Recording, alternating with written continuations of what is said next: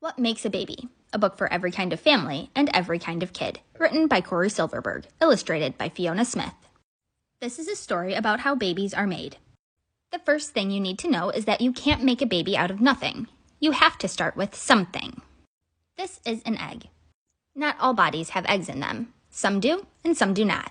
Inside the egg are so many stories all about the body the egg came from. This is a sperm. Not all bodies have sperm in them. Some do, and some do not. Inside the sperm, just like inside the egg, there are so many stories about the body the sperm came from. When grown-ups want to make a baby, they need to get an egg from one body and sperm from another body. They also need a place where the baby can grow. This is a uterus.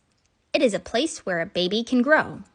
You might think that everyone has a uterus, since it has the words you and us in it, but not everyone has a uterus.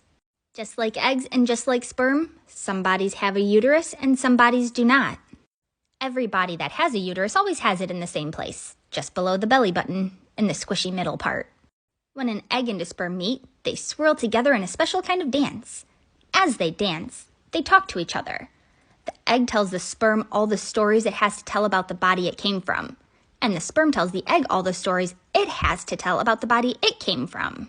When their dance is done, they are not two things anymore. They danced around and shared so much that they became one brand new thing. At first, it is just a tiny thing. Sometimes this tiny thing does not grow, and sometimes it grows into a baby, like you did. Who helped bring together the sperm and the egg that made you? Who was happy that it was you who grew?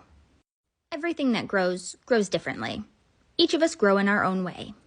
How a baby grows depends on the stories that the egg and the sperm share and on the uterus the baby is growing inside of.